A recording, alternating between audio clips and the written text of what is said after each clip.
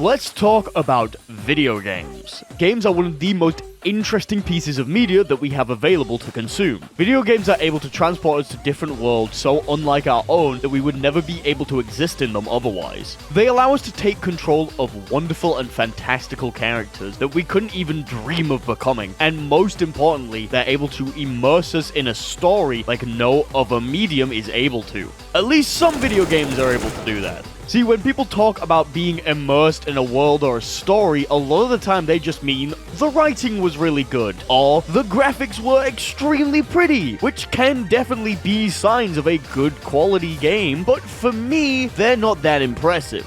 Like, I can get good writing from a book, and I can get stunning visuals from a movie, but there's something that video games can give me that no other medium is able to.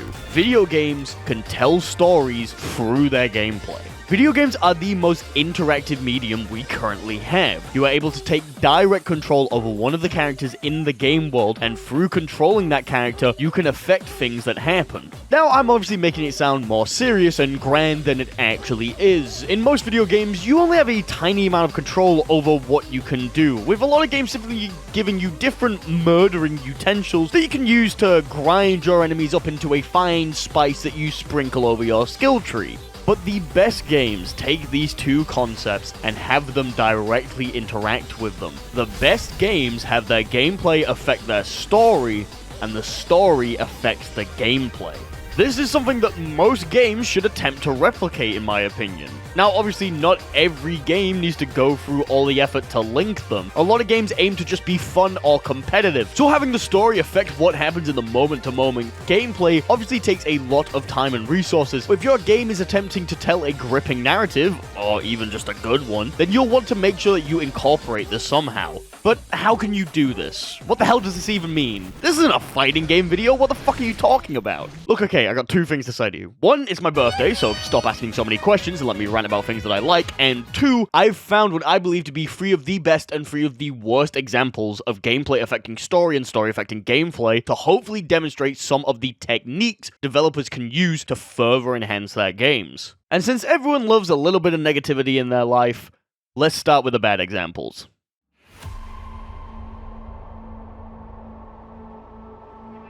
Cyberpunk 2077 was set to be the biggest video game ever made. The marketing machine for the game made it seem like it was going to be the second coming of Christ with the things that you were able to do in the game. But one of the things that the marketing absolutely harped on constantly was the fact that the story reacted to your choices. I'm here to say that they somehow managed to do literally the bare minimum with the story reacting to your choices. In Cyberpunk 2077, there are multiple endings that you are able to get depending on what pieces of side content you complete in the game. The more side content you complete, the more endings you have available to you. However, every ending plays out pretty similar. If you somehow haven't played the game yet or just seen the endings online, I won't spoil them. However, a lot of the endings play out the same gameplay-wise, with the only difference being the people you bring along. I'm not going to bash the game for having multiple endings, that's completely fine. What I will bash it for is how the rest of the story is handled. In Cyberpunk 2077, the main character, V, ends up cheating death after putting an extremely valuable chip inside themselves after the job to steal it goes south. The chip is slowly killing them, and they need to find a way to stop it. Throughout the main story, we have scenes on how the chip is affecting V in subtle and big ways. But how does the fact that V is literally dying because of the chip in their neck be brought up in gameplay? It doesn't! As the game goes on, the story is trying to tell the player that V is becoming weaker and weaker due to the chip literally degrading their body because of sci-fi bullshit. However, as you continue to play through the game, V just keeps getting stronger and stronger as you stick it to the megacorps by killing poor people. Wait a minute. Not to mention, the game has a very poor sense of time management. If we take the story at face value, V has literally a few days to live before the chip ends their life. However, as soon as you don't advance the main quest, you can spend literally however long you want doing anything else, and the game pretends it does not see it at all. A few of the big side quests have scenes where V obviously gets worse and one of the characters has to help them out in some way. However, there are literally others where you have to wait several hours for something to happen. You have to wait in a game.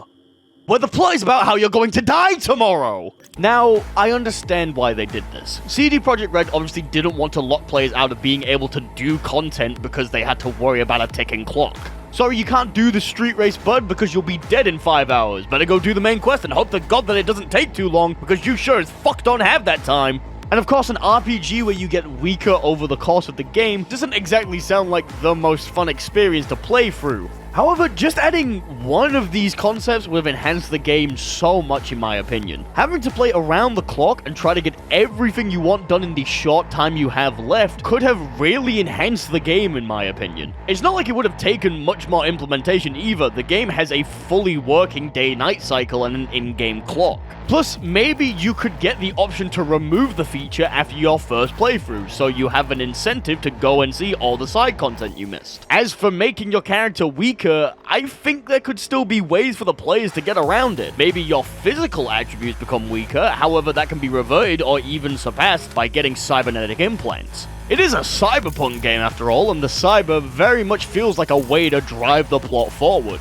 Then is never really a feeling of needing to enhance yourself unless you're playing on the higher difficulties. Outside of 2 plot moments, which more felt like adding new features, I never remember feeling like I needed to chrome up to survive, and this could have been a great way to make players feel like they need to enhance themselves.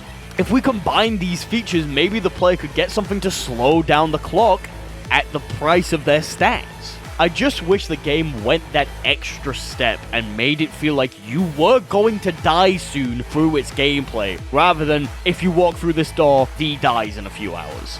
I can't be too harsh on this game. While it was marketed to be a massive game, the team behind it obviously couldn't handle the workload that the higher-ups at CD Projekt Red were giving them. Even to this day, the game is still pretty buggy in areas despite the insane amount of patching the developers have done to the game. Maybe at some point these ideas were put on the table, but because of the absolute torture the devs went through, they weren't able to implement them. Hopefully, though, this next game doesn't have that same excuse. Guilty Gear Strive.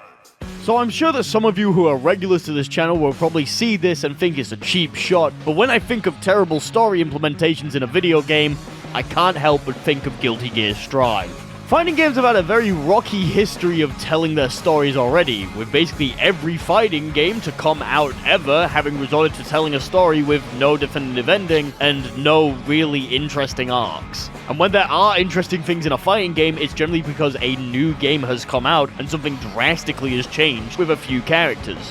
Strive actually did that part very well. This is what Dr. Faust used to look like in Xrd, and this is him now. Honestly, same. So how does Guilty Gear Strive tell us the story of what happened to Faust? Fun fact, it doesn't. Well, okay, it does. There's a story mode in the game, but I swear to God, the story mode is, a non-fighting game, people, I'm not bullshitting you here, a 4-hour cutscene in which you cannot interact with anything. There is no gameplay. Watch the fucking cutscene. I feel like I don't need to explain why this isn't a good way to tell a story in a video game, right? Like, fighting games have always struggled, but even other Arc System Works games have at least tried to do something. Like in BlazBlue Central Fiction, the game's story mode, for the most part, is just a massive visual novel. However, when it gets to the climactic parts of the stories, there will be fights in which the player has to battle another character. Some of these fights are even augmented, with characters having stronger versions of their moves, or sometimes your character isn't even able to execute all of their actions because of story reasons. I understand that removing gameplay from the story can make it so that anyone can enjoy it. God knows that ArcSys wanted this game to be as accessible as possible. But by removing the gameplay from the equation altogether, you rob players of being able to truly connect with the characters on what is happening. Happy Chaos is a really cool villain. I really like him. He's canonically extremely powerful and hard to deal with, and that's why you made him broken as fuck. So give me a way to feel how powerful he is. Instead of showing me that he has complete control over Nagoriyuki, put me in a fight as Nagoriyuki, which I literally am not able to hit Happy Chaos. Have him take away control from my character and force me to crouch or something. Make it feel like I have no power so I can empathize with Nago more. You could have just done literally anything. and it would have been more impactful than just having a 4-hour cutscene play. Like, dude, come on. Now, this is actually a pretty cheap blow, probably the cheapest on the list. XR did the same thing as well, but at least Strive is 100% animated. But honestly, I just remember thinking the story was mid when I watched it, and now I just don't feel anything towards the story of Strive. Even the DLC story, which I liked more, I felt I liked it because it was an entertaining movie, not because it was a fun game. And I do love this game. It's one of my most played games of all time on Steam at this point.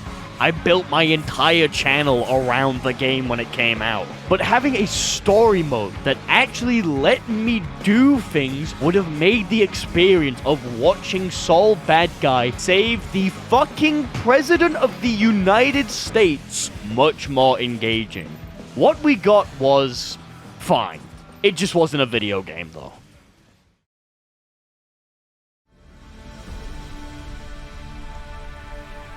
2 Cyberpunk-themed games on the bad list? Damn, this genre ain't doing too hot, huh? Cloudpunk is an indie delivery game in which you play as Rania, a girl who fled to Navalis in order to live a better life with her robo-dog Camus. I don't really know what else to call it other than a delivery game because this is exactly what you do. You work for the delivery service Cloudpunk and spend your first night in Navalis doing jobs for them in order to make a paycheck. You run into a lot of problems along the way and end up in a bunch of different scenarios, which is honestly impressive for a delivery driver, and plot and things happens. Now, I'm gonna say something which I wholeheartedly believe, and looking at the Steam reviews for this game makes me feel like an insane person.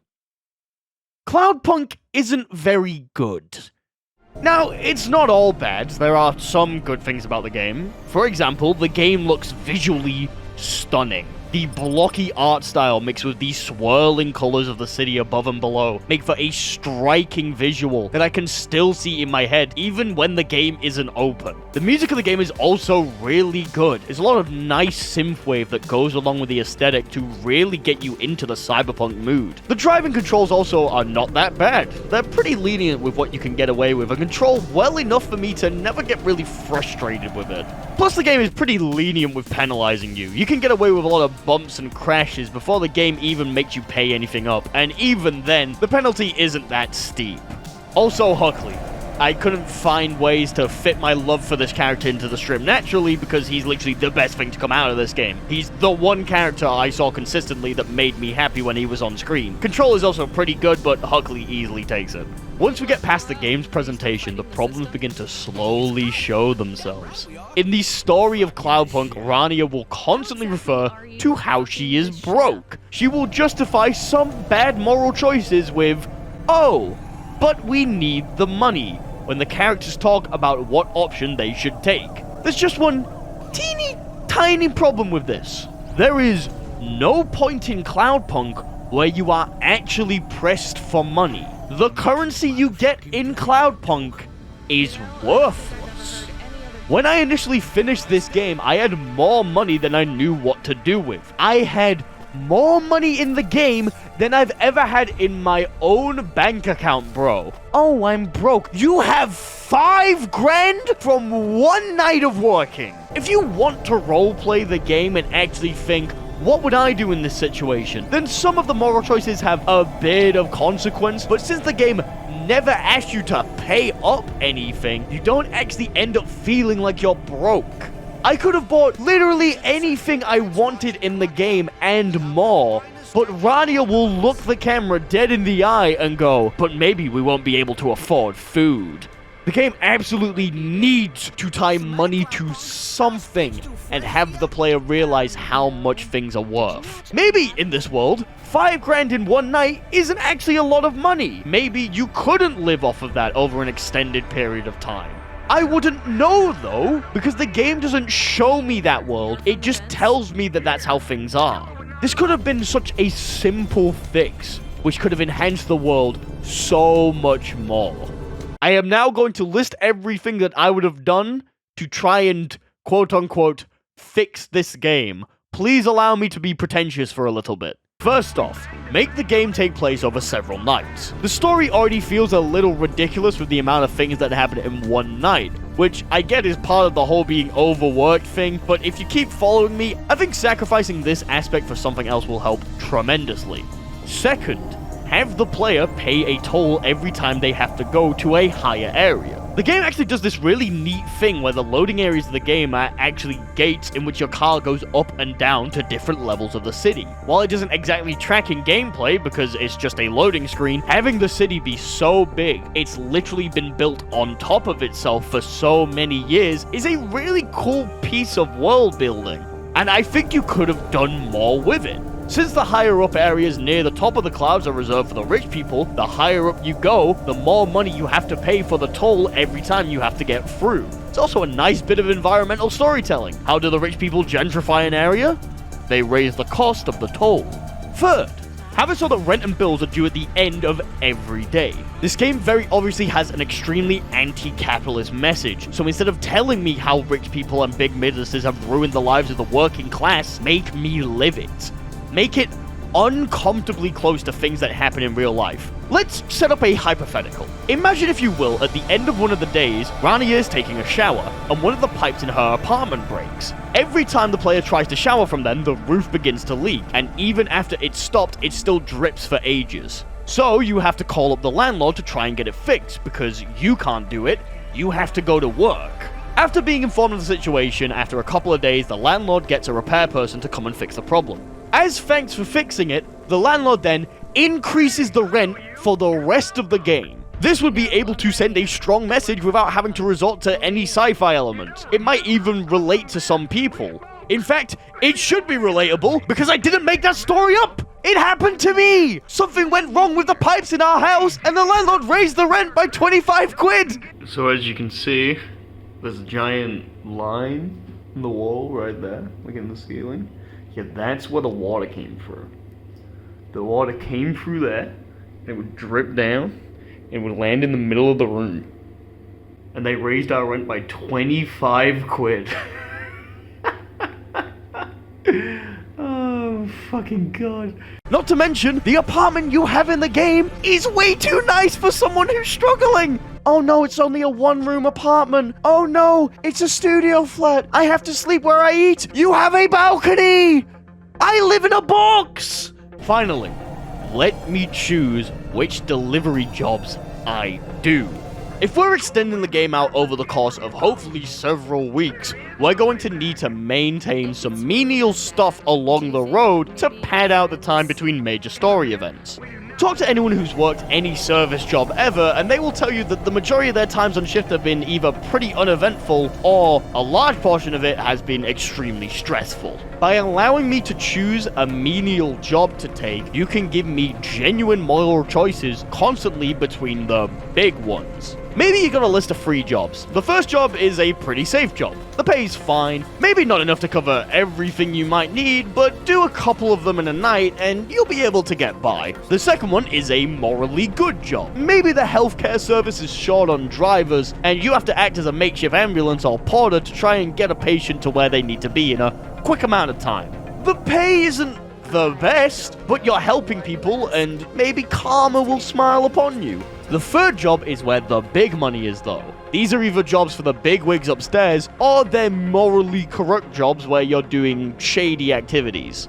This gives incentive to people who do want to roleplay with all the moral choices, but there's also a catch. Remember how it costs money to go to the higher floors? Well, this balances out the money you get from the higher floor jobs, because if you just finish a job on a lower floor, you might not be able to head all the way up to the higher floors without suffering a bunch from the toll costs. The job might even end up costing you more than it's worth. You could even force jobs like this in the main story to show that you really need to carefully consider which jobs you will actually get the most pay from.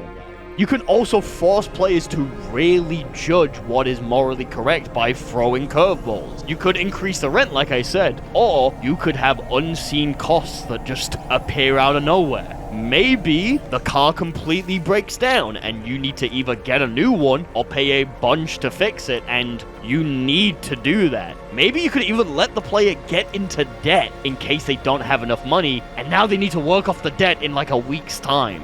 I know it's a lot of work, and I'm making it sound easy right now, but the game, as it stands right now, is about a poor person who isn't actually poor because they make $5 grand a night and live in a penthouse apartment. Maybe one day I'll make a full video on Cloudpunk, but right now, its story and the mechanics in the game need to interact in a way more compelling way for the story it wants to tell to be told effectively. Do you want to know the worst bit as well? There is a game that already does it so much better, and it's a game that doesn't even try to be punk.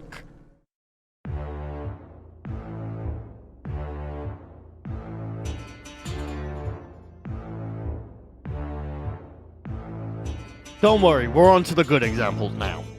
Papers, Please is an indie game that was released back in 2013. You play as an Arstotzkan border officer, and you are tasked with making sure that everyone who's attempting to enter the country has the correct documents to be allowed in. If everything is up to snuff, they're allowed in.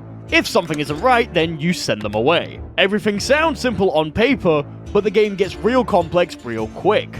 First, you only let other Arstotzkans in, then you can let anyone in. Oh no, a terrible event has happened. You gotta search everyone from this specific region. Okay, they caught on. If people look suspicious now, you gotta search them. And everyone needs a permit saying why they're here. Unless they're Arstotzkan, in which case they just need their ID card. Knock knock. Workers permits needed now. Oh, and don't miss anything, bro, because if you do, that pink slip is gonna make its way up and you're gonna lose money. Papers, Please is able to show you directly the effects of rising tension between Arstotzka and its neighboring countries as you attempt to find some level of control over your life. After every day is completed, you are given a certain amount of money, known as credits, depending on how well you perform your job. You get 5 credits for successfully processing someone, and you have 3 minutes to process as many people as possible. And after every day, there will be things to pay for. Rent is due every day, alongside having enough money to pay for food and heat. You have 4 family members to take care of, and each of them can get sick. If someone gets sick, you gotta get medicine for them. The game forces you to make sure that you do a good enough job because the thought of your family's lives are always in the back of your head. By adding something to manage in the background and slowly increasing the pressure of the situation by giving you more and more things to try and focus on, the game creates a level of stress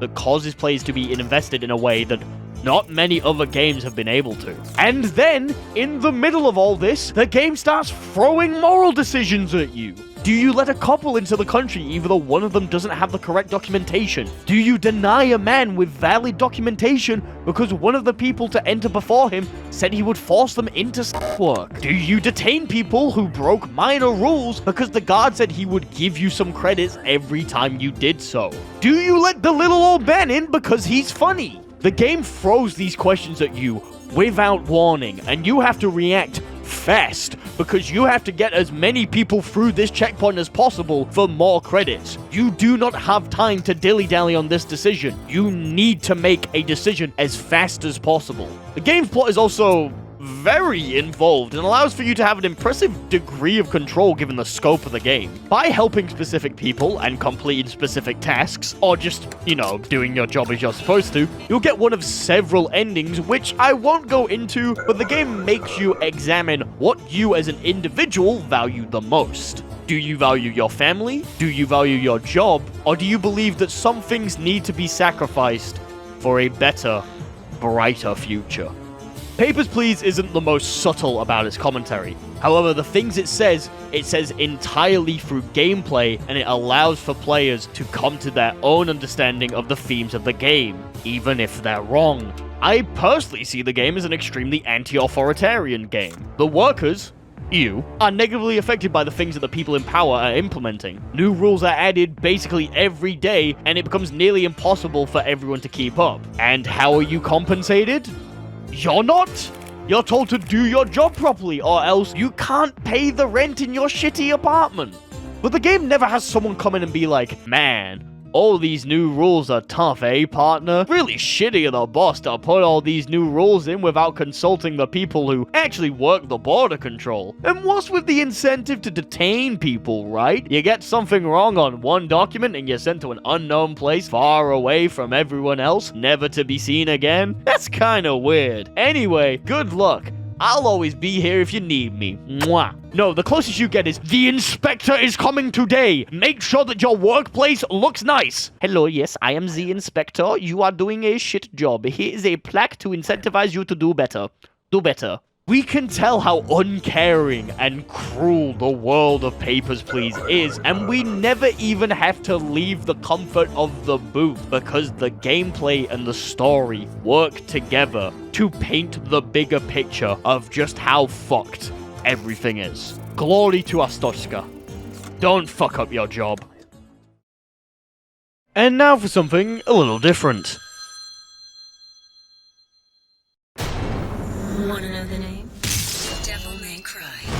Devil May Cry 3 may be one of the most important character action games ever created. Being released by Capcom on the PlayStation 2, Devil May Cry 3 quickly became not only a standout title in the series, but a must-play on the console it was released on. Devil May Cry isn't exactly known for their amazing stories. In fact, I'm sure most DMC fans are probably molding at the screen right now because the plot of 5 is much more involved than 3, but there's something that 3 does that no other Devil May Cry game does quite as well.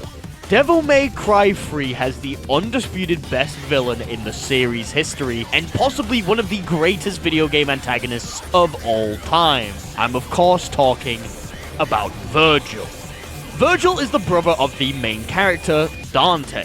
They were separated very early on in their childhood after a horrific event befell their family. Due to being apart for so long, Dante and Virgil have now become very different people. From the way that they are designed to the way that they fight to even their one-liners that they use and the way that they taunt their enemies, Dante and Virgil are practically polar opposites. But the game does so much to make Virgil an interesting character, other than he's like you, but he's not. Virgil is canonically strong, like really strong. How strong? Well, here's me trying to kill the first boss of the game.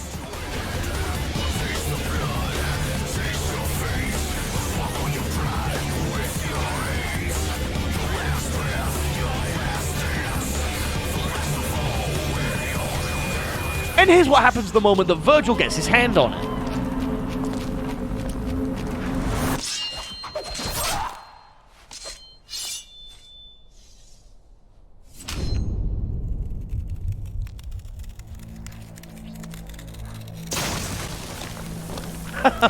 Oh, I'm fucked. Now, obviously, Devil May Cry 3 isn't the only game to ever have the big bad evil guy kill something that you struggle to kill, but DMC3 takes its time to really rub it in just how much stronger Virgil is than Dante. He instantly kills the first boss of the game, he beats Dante on the top of the tower, and he even steals one of your fucking weapons! After you beat every boss in Devil May Cry 3, you get a Devil Arm from them, which is basically just a melee weapon that you can use. The only exception to this is Beowulf, who is a boss that I struggled a lot with the first time that I tried. Once you beat Beowulf, he doesn't actually go down. He just runs away and you don't get a Devil Arm after defeating him. In fact, you never get that Devil Arm. Do you want to know why? Because Virgil fucking steals it! He fights Beowulf and he fucking kills him! Those are my boxing gloves, you asshole!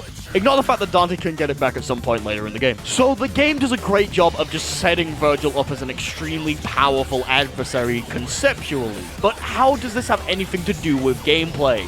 Oh, my poor, sweet summer child. You sound like someone who's never had the pleasure of completing Mission 20, aka Virgil Free. You actually fight Virgil 3 times in Devil May Cry 3.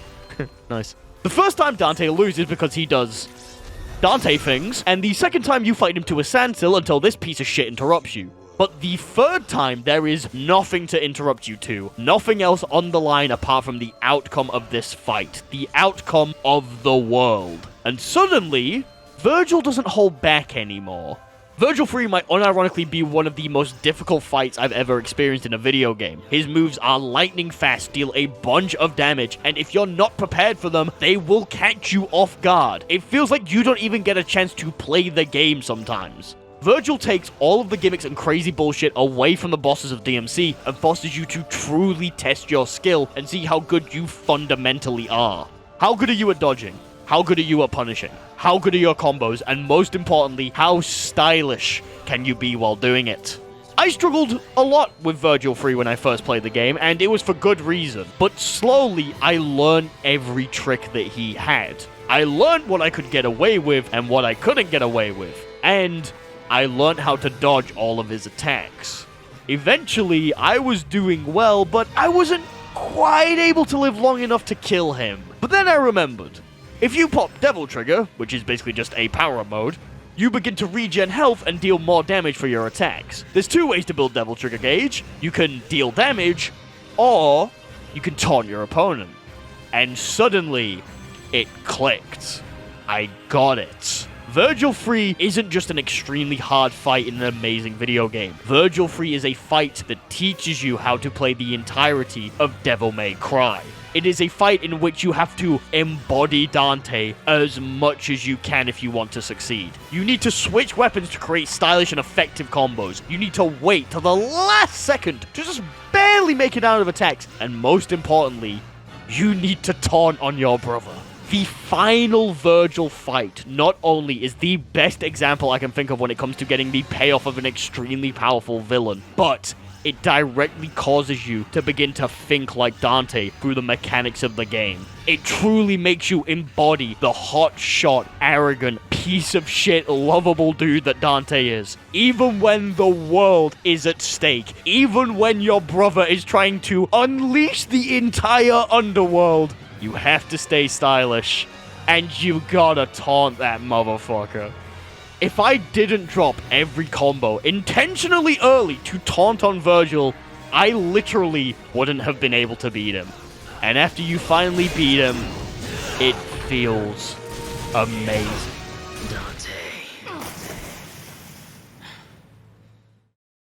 It's pretty hard to talk about the link between gameplay and storytelling without bringing up the indie game that revolutionized the scene and took the internet by storm.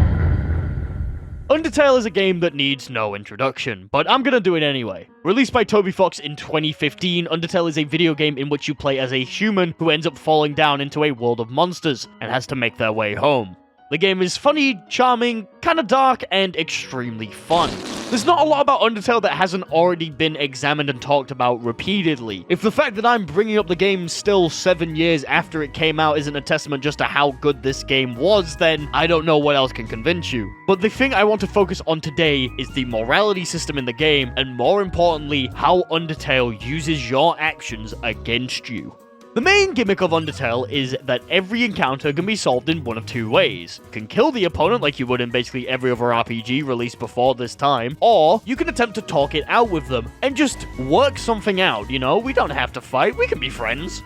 Now, depending on which of these you do, you will be able to access different parts of the game. If you only kill a couple of monsters, you'll go through a pretty normal playthrough of the game. Maybe some characters will comment on things depending on which monster it is that you killed, but for the most part, it'll be a pretty standard playthrough. If you kill nothing, then you get the uber goody two-shoes ending in which everything is bright and happy and you wrap up all the monsters' storylines in nice little bows, and it's genuinely very sweet. In fact, most players consider the pacifist route the true ending, because in a route where you kill some monsters, the game will literally tell you to go back and try not killing anyone. And even in neutral routes, there's a lot of different endings that you can get. At the end of the game, a character will call you up, and depending on what actions you took in the game, you'll get different variations on what they have to say to you. The neutral endings do feel extremely personal, and the pacifist ending feels like a great reward for making it as far as you did without killing anyone. It feels like the game is acknowledging everything you did. It's kind of nodding at you and patting you on the back saying, yeah,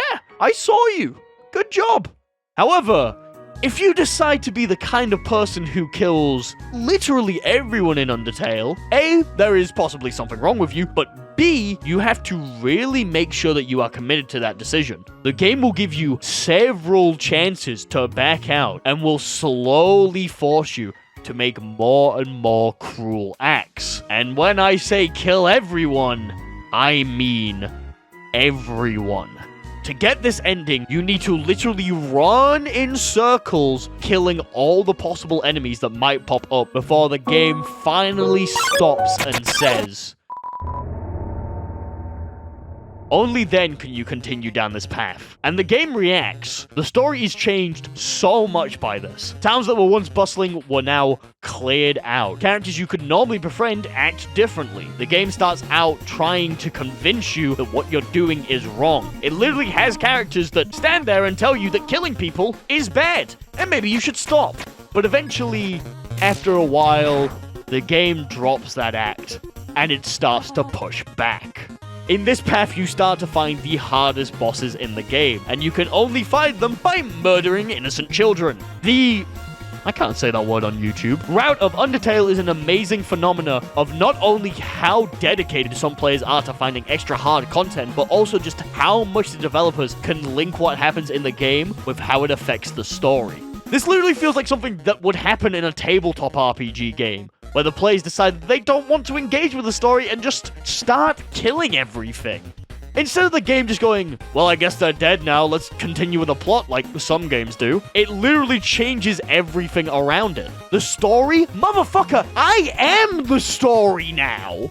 The way the game reacts and changes based on the things that you do in the game is just so amazing, and it's one of the many reasons the game caught on as hard as it did. Video games don't have to try and tell stories. A lot of my favorite games don't even attempt to say anything and focus more on just making something fun for you to play through. But when games take that extra step to try and at least merge their gameplay and story in big or small ways, it adds to the experience of these games so much more.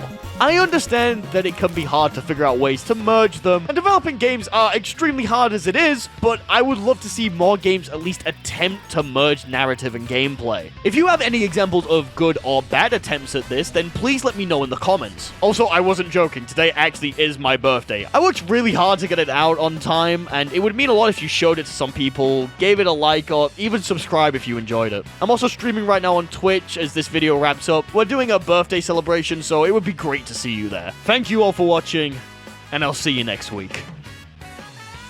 As always, a very special thanks to 64MHz, Almost Nap Time, Brudikai, Daniel Wiedericht, Games.png, Lady Dantalon, Melodically Me, Monact and Hoa, Proxy, Ray W, Smeech, Super, Tom Tanks, and Zandatsu for being Tier 2 patron supporters.